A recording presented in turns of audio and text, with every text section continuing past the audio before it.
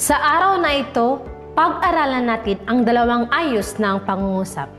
Una, karaniwan o tuwid. Pangalawa, di karaniwan o kabalikan. Ano nga ba ang kaibahan sa dalawang ayos ng pangungusap? Malalaman natin yan ngayon. Ang pangungusap ay isang tuwid o karaniwan na ayos kung nagsisimula ito sa panaguri o predicate at nagtatapos sa paksa o simuno. Narito ang mga halimbawa. Maganda ako. Ang salitang maganda ay panaguri at ang salitang ako ay simuno o paksa.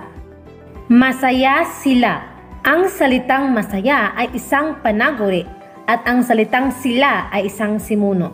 Kung ating titingnan, sa karaniwan o tuwid na ayos ng pangungusap, nasa unahan ang panaguri at sinusundan naman ng simuno.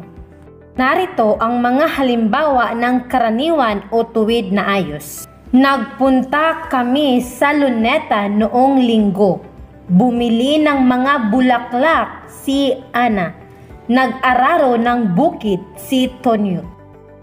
Kung ating babasahing mabuti ang mga pangungusap, nasa unahan ang mga panaguri at sinusundan naman ito ng mga simuno o paksa. Itinapon ni Maria ang mga luma niyang damit. Itinapon ang mga lumang damit ay panaguri at ang salitang Maria ay ang simuno. Nakagat ng aso si Reo. Naiwan si kuya ng bus. Naiwan ng bus ang panaguri at ang salitang kuya naman ang simuno. Nauuna ang panaguri at nagtatapos sa simuno. Ito ang kadalasang ginagamit natin lalo na sa pasalitang gawain. Tandaan na ang pangungusap ay isang karaniwan o tuwid kung sa unang bahagi binubuo ito ng panaguri at simuno sa huling bahagi. Di karaniwang ayos naman ang pangungusap kung nagsisimula ito sa paksa o simuno at nagtatapos sa panaguri o predicate. Kalimitang nakakabit ang salitang ay sa unahan ng pandiwa o verb. The word di karaniwan means uncommon, kabalikan means reverse.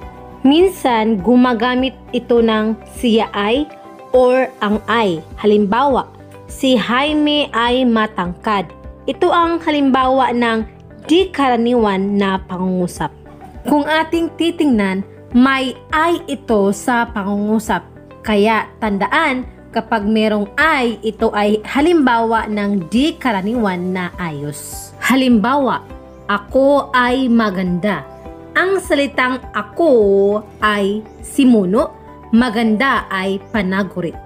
Tingnan mo, ito ay nagsisimula sa simuno at nagtatapos sa panaguri. Sila ay masaya. Sila ay simuno, panaguri ay masaya.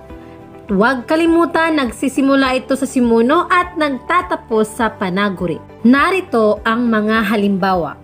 Si Alex ay nahuli sa klase. Ang mga mag-aaral ay papunta sa silid-aklatan. Si Josa ay kinagat ng aso.